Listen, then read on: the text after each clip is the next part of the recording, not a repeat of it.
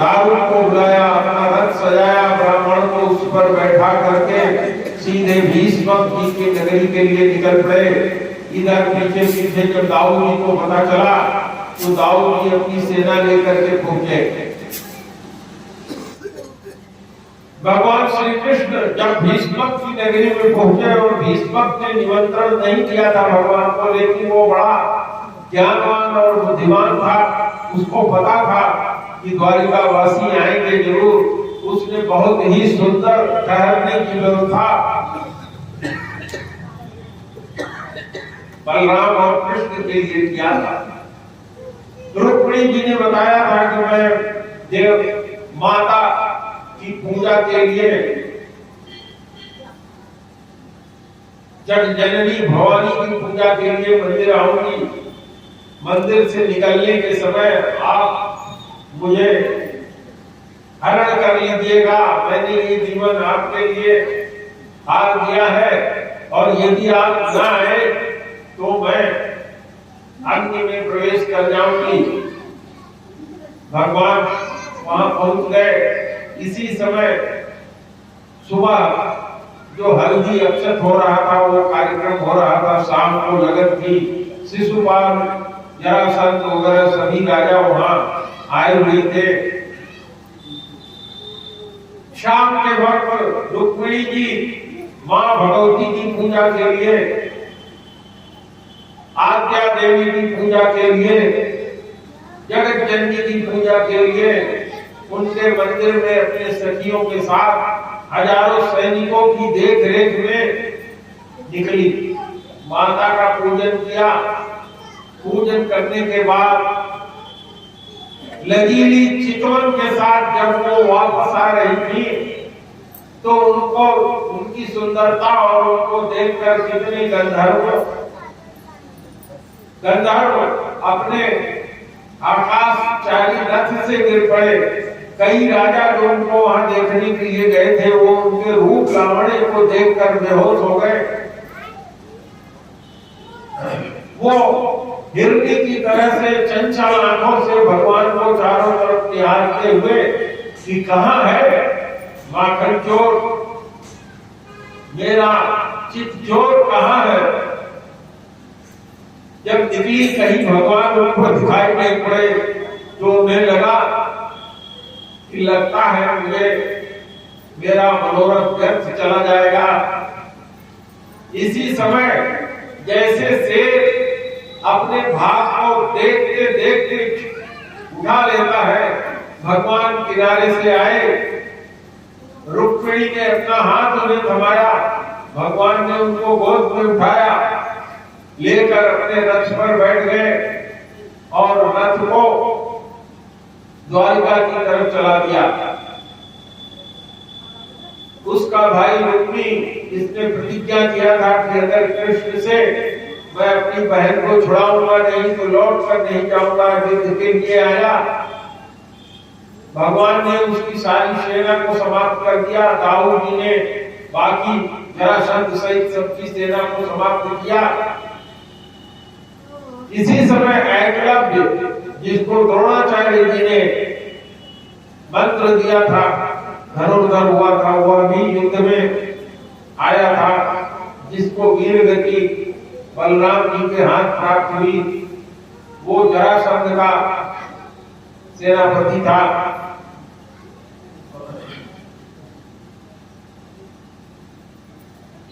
जरासंध ने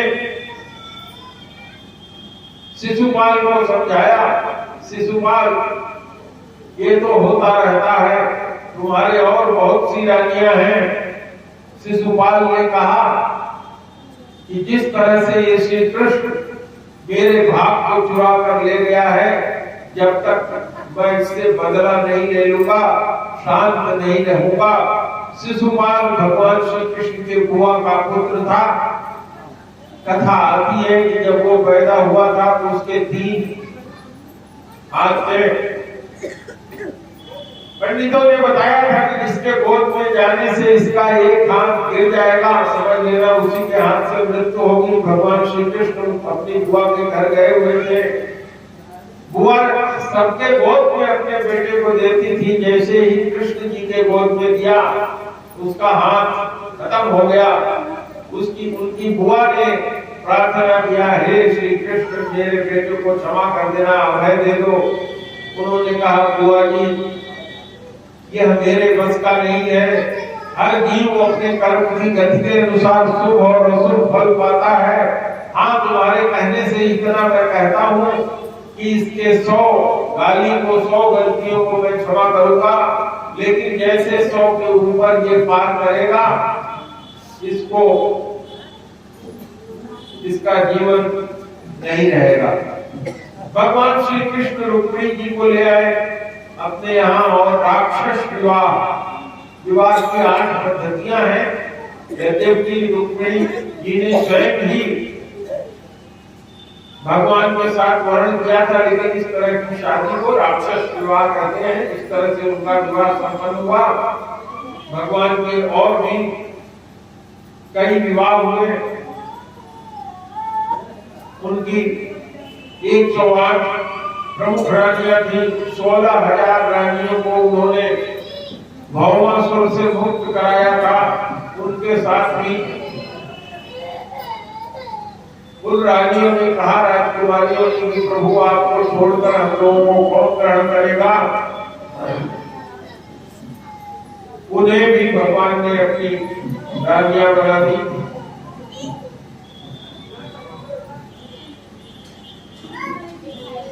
भगवान 16,108 रानियों के पति थे। इतना उनका स्वरूप था। एक रानियों से 10-10 पुत्र, पुत्रों के पुत्र और पुत्रों के पौत्रों के पुत्र भी थे। इनकी संख्या अत्यधिक हो गई थी।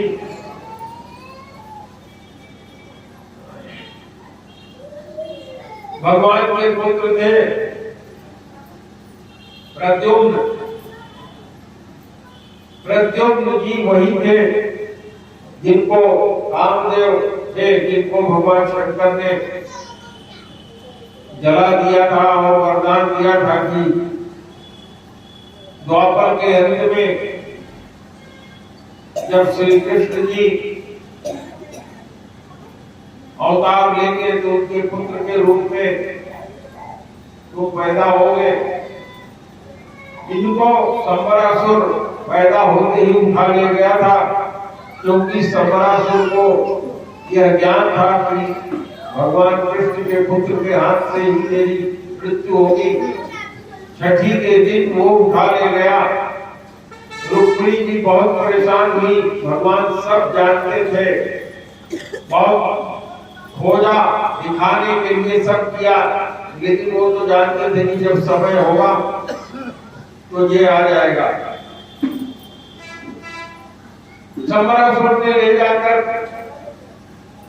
प्रद्युम्न जी को एक तिमिंगल इनके सामने फेंक दिया, बड़ी मछली।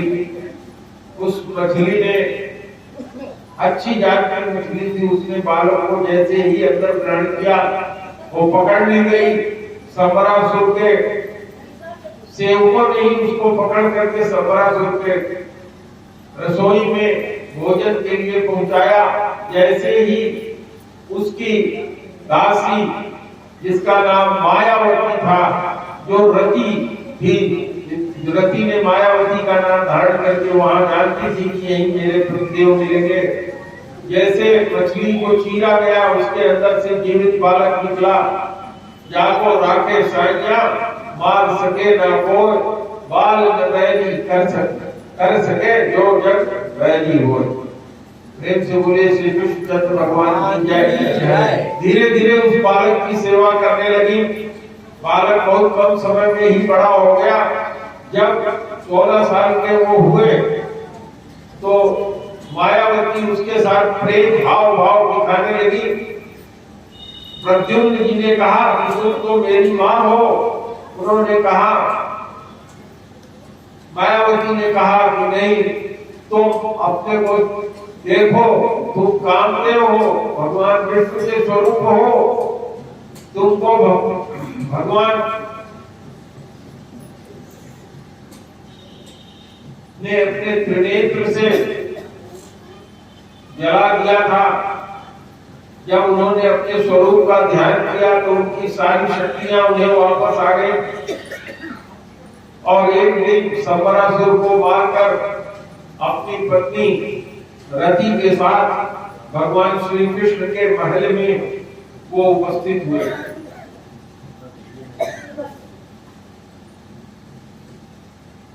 भगवान के पौत्र प्रद्युम्न जी के पुत्र अनिरुद्ध जी की शादी उषा से हुई, जो बहुत ही लंबी कथा है। बाणासुर का पुत्र था, ये बाणासुर प्रपौत्र था। प्रहलाद के खानदान में राजा बलि का और प्रपौत्र था। श्री कृष्ण भगवान के साथ बाणासुर का युद्ध हुआ। बाणासुर की रक्षा का भार भगवान शंकर ने लिया था। भगवान शंकर और कृष्ण जी के बीच भी युद्ध हुआ। भगवान शंकर ने अपना 100वां अस्त्र, जो मृत्यु का ज्वर है, उसे देखा। भगवान के ज्वर ने उसे पराजित कर दिया। भगवान शंकर ने स्तुति किया। भगवान ने कहा, मैं पहले ही बार देख चुका हूं कि राजा बलि और प्रहलाद के खानदान में किसी की भी मृत्यु मेरे हाथ से नहीं होगी। अभयदान दिया।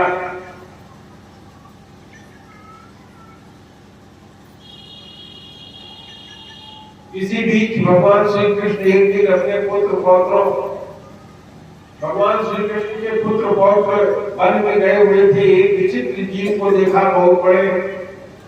भगवान को बताया। भगवान ने वहां जाकर के देखा। भगवान को देखते ही, छूते ही वो गिर गए, राजा की शरीर में आ गया।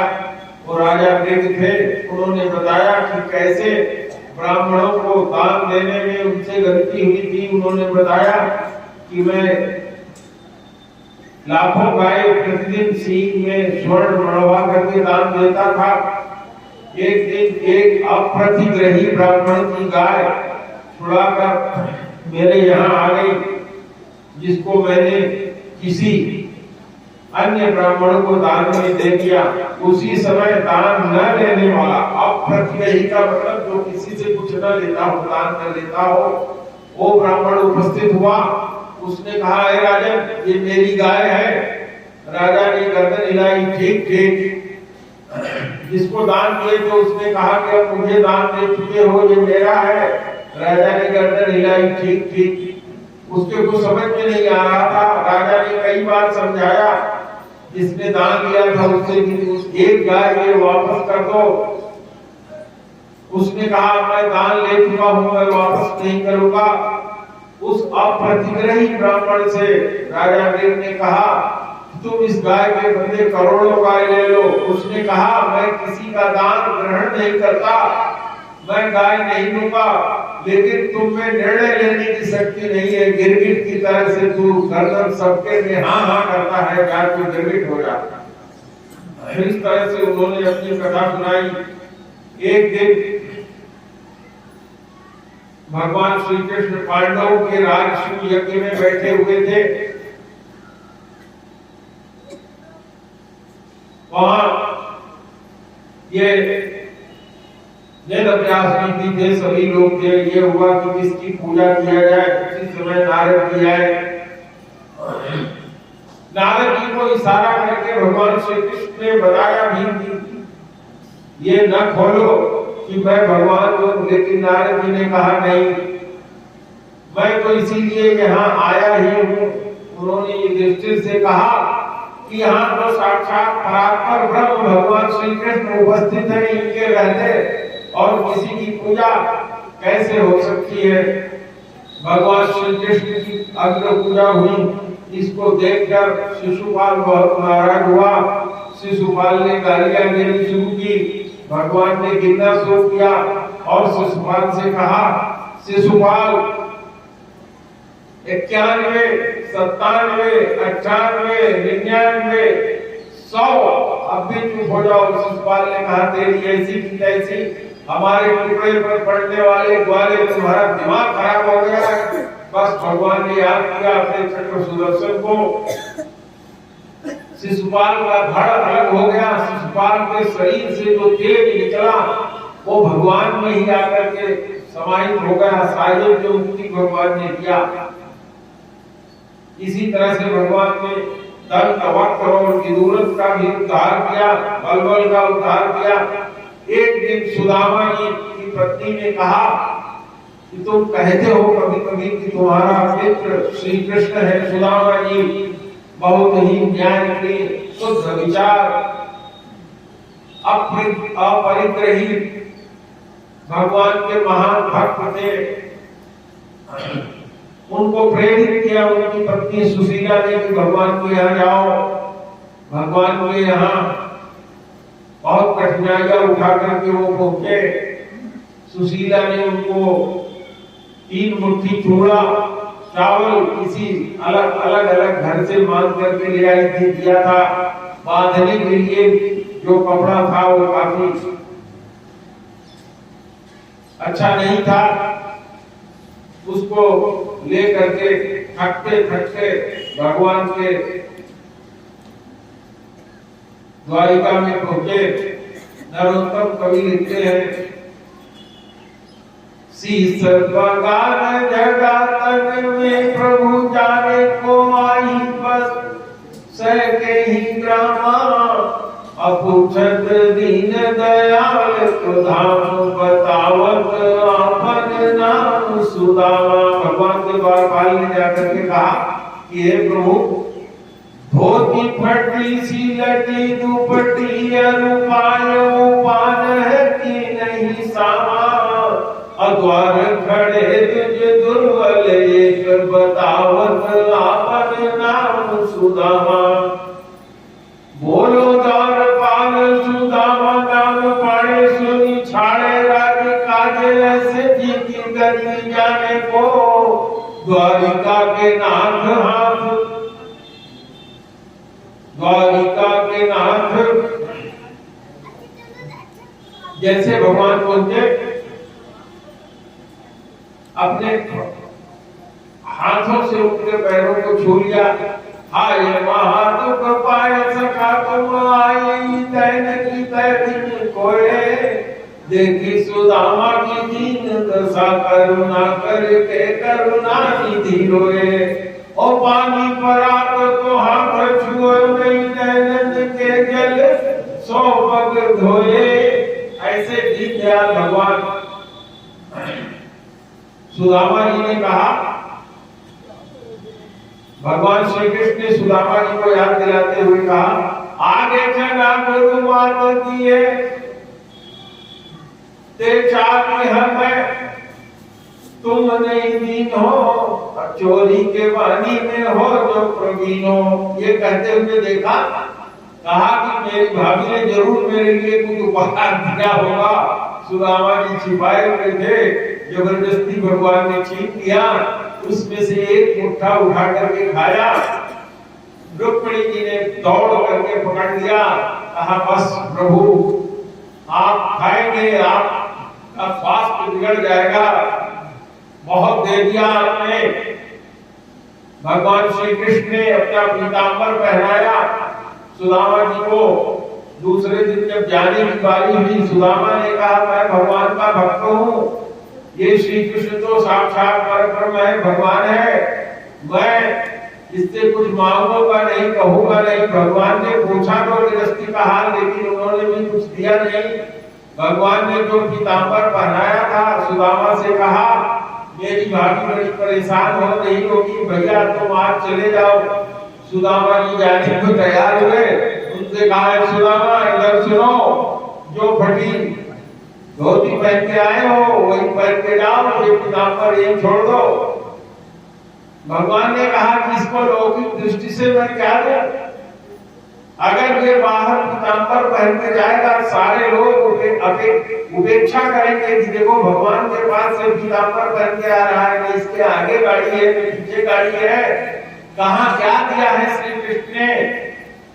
लेकिन यहाँ भगवान ने अपनी माया से जो कुछ नहीं देने वाला था वो सब कुछ दे दिया। सुदामा की पत्नी सुशीला वहां इंतजार कर रही थी कब मेरे पतिदेव आवे। जब पहुंचे अपने घर तो वहां की छटा देख करके उनको विश्वास नहीं हुआ। उन्होंने लोगों से पूछा, अरे भैया कुछ दिन पहले यहाँ सुदामा की कुटिया हुआ करती थी, मेरी एक पत्नी थी, 4 बच्चे थे, अगर तुम लोगों ने कहीं देखा हो तो बता दो।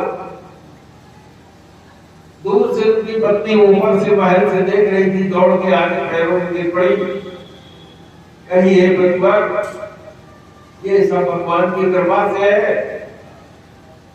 मैंने भी कई दिनों से कुछ नहीं खाया है। जब आप भगवान के पास पहुंचते थे उसी समय मेरे मन में भावना हुई भगवान से आप मिले और भगवान ने ये वैभव यहाँ भेज दिया। सुदामा जी ने कहा मैं समझ रहा था, इसीलिए श्री कृष्ण ने मेरी फटी धोती मुझे पहना दिया, मेरे चप्पल भी छीन लिए और कहा जैसे आए हो वैसे चले जाओ। अनंत महिमा होती है प्रभु की। भगवान का गुणगान करते हुए उस ब्राह्मण ने अपना जीवन यापन किया। हम लोगों को भी इसी तरह से अपने जीवन में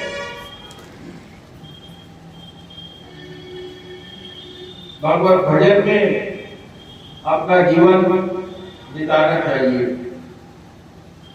एक बार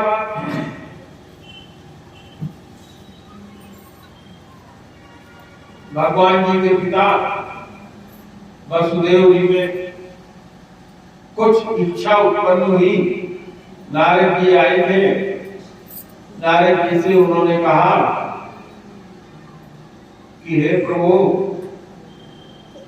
मैंने बहुत तपस्या किया था, उस समय मैंने भगवान को पुत्र के रूप में मांगा था, लेकिन अपने मुक्ति का मैंने उपाय नहीं जाना था, न जानता हूं। मुझे मुक्ति का उपाय बताइए। नारद जी ने उन्हें उपाय बताया। उनके पिता ने भगवान का भजन पहले जब किया था सुतपा के रूप में, जब भगवान को इस जन्म में पुत्र के रूप में उन्होंने मांगा था, उस समय केवल पुत्र की इच्छा किया था, अपने तरने की, भगवान से गति प्राप्त करने की इच्छा नहीं किया था। वो अगर चाहते तो श्री कृष्ण सामने थे, उनके कह के मांग सकते थे, लेकिन महाजन गतो सुपत्ता, नारद जी के बताए हुए मार्ग से भक्ति करके माता देव की और वसुदेव जी ने अपने को इस असार संसार से भगवत धाम के लिए प्रयाण किया। अब आप लोग सुखदेव जी को बुला लीजिए, लेकिन उससे पहले मैं चाहूंगा कि एक सुंदर सा भजन सुना दे।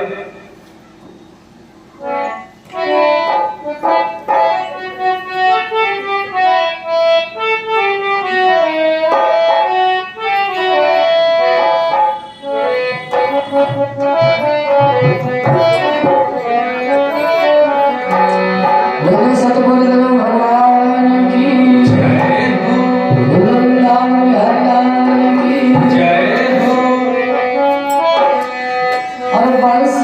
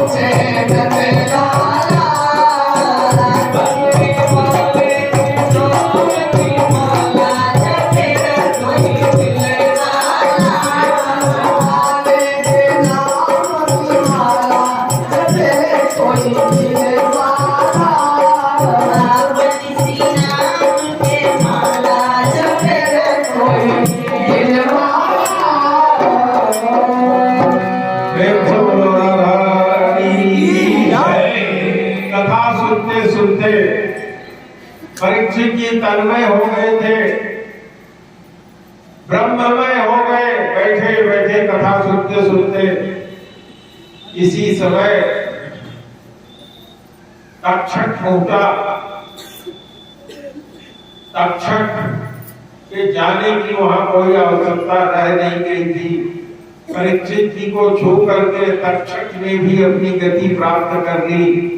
प्रेम से बोलिए श्री कृष्णचंद्र भगवान की जय, सुखदेव जी भगवान की जय। सुखदेव जी को आप लोग मिठाई खिलाएंगे और खाने के बाद ये बांस हलाएंगे, माला पहनाएंगे, पूजन करिए, दक्षिणा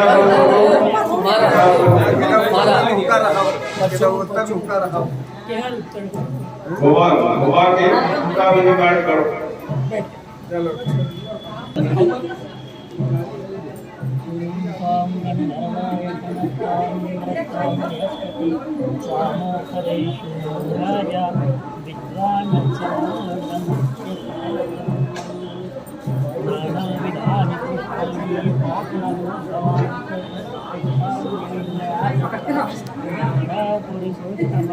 बोलिए सुखदेव भगवान की जय। पंडित जी ग्रहण कीजिए, सुखदेव जी ग्रहण कीजिए और लाल कारण बनाए हुए आपको एक करके रास्ता लेके आइए।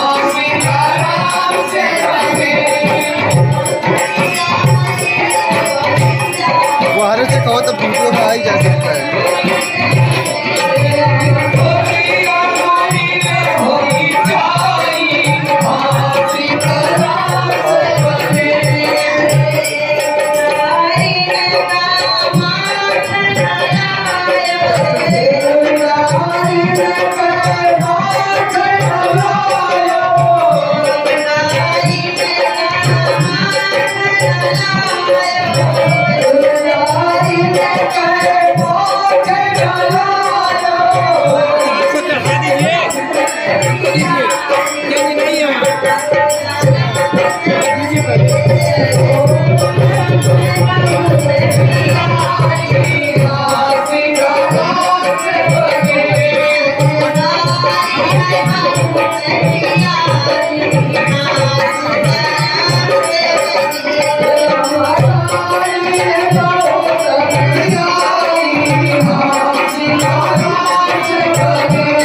निकलो हवाई में तो निकला करो हवाई दो तुम ये तो सही है अब पे नहीं देता है कि वो तो यही है अब पे नहीं देता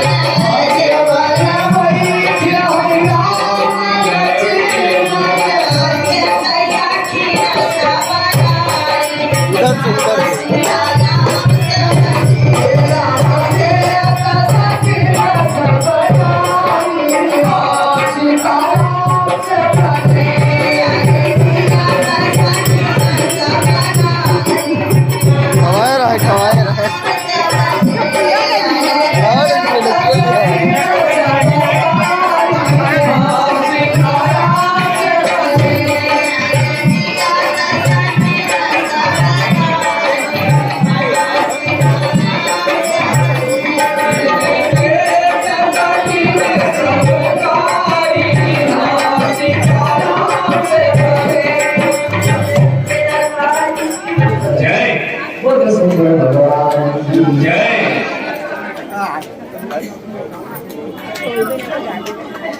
उधर से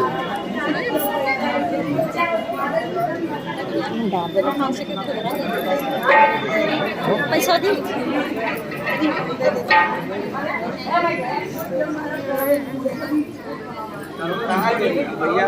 बाबा देखो दे बाबा 500 की चेंज दे दो तब 2 रुपया मिली लो 500 को दियो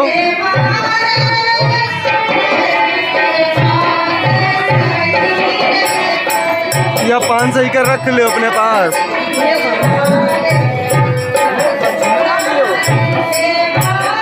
2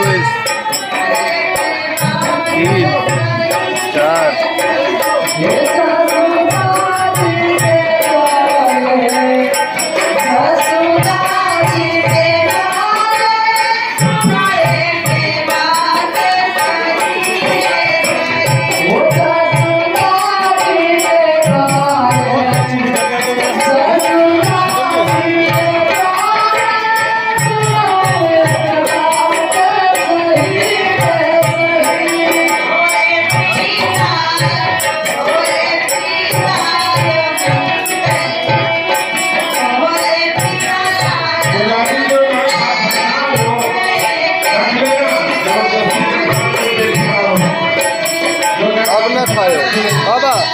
खायो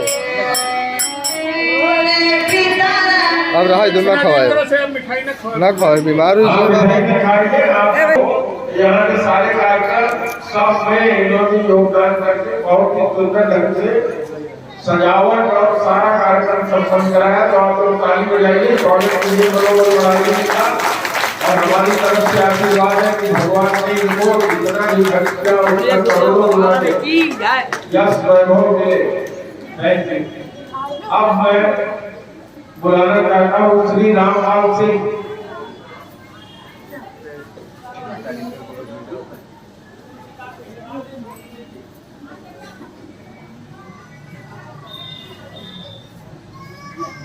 श्री रामपाल सिंह जी ने पूरा कार्यक्रम को संभाला, आश्रम पूरा संभालते हैं। ये जो कौन कौन कार्य बताओ, सारे कार्य को करते हैं। श्री भगत बहादुर सिंह, अगर वो ना हो तो उनकी पत्नी हो तो आ जाए। खुश रहो, बहुत बहुत आशीर्वाद है। भगवान आपकी सारी इच्छा पूर्ण करे। नारायण जी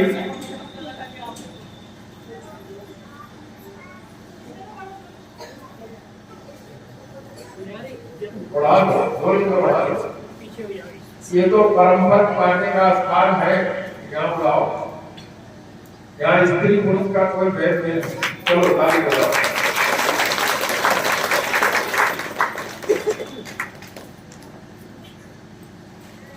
बजरंग बहादुर सिंह के बड़े भाई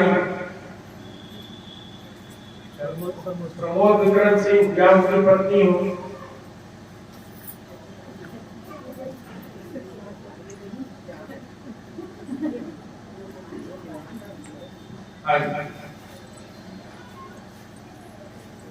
श्री बैद्यनाथ पांडे जी, ये वो भूमिका है जिनके बिना कार्यक्रम संपन्न नहीं हो पा रहा, हमारे आश्रम का भी और यहाँ का।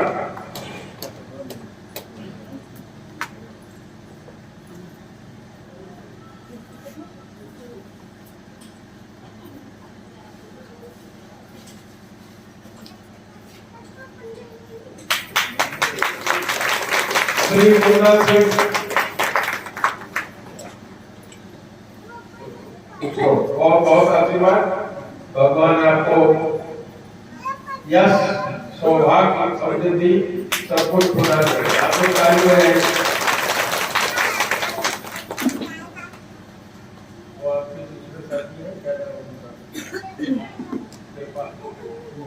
श्री कृपा यादव, और वो जो अन्य लंके सिंह, और वो प्रयागदत्त सिंह,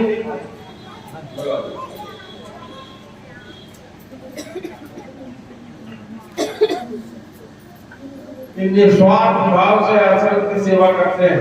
आप लोग सब ताली बजाओ, भगवान उनकी को करे, इनको धर्म धाम की गति भगवान प्रदान करे, सब पूर्ण सुख ऐश्वर्य इनको जीवन में प्राप्त हो। श्री संजय सिंह लखनऊ,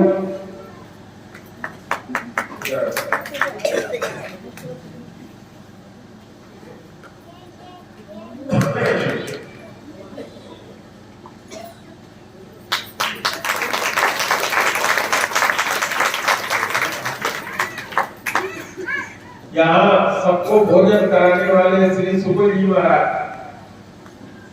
सुकुल का बुलाओ।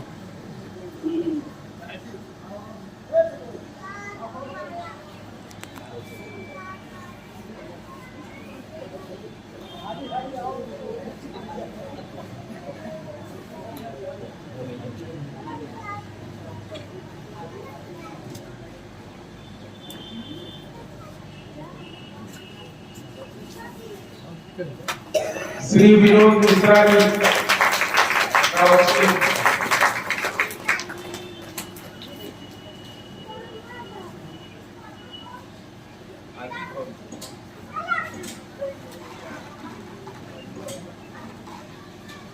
विनोद मिश्रा जी,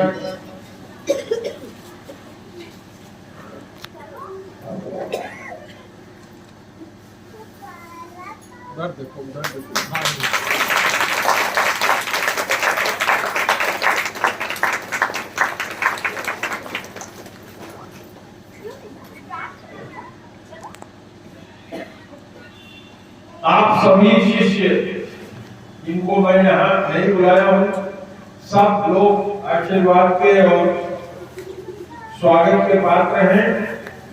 जैसे साइकिल की चेन, मोटरसाइकिल की चेन, एक गाना भी अगर न चले न रहे तो गाड़ी रुक जाएगी। इसी तरह से आप सभी लोग जितने श्रोता हैं, नाम लेना मेरे लिए संभव नहीं है, सब लोगों का मेरी तरफ से स्वागत है, अभिनंदन है, सबको आशीर्वाद है।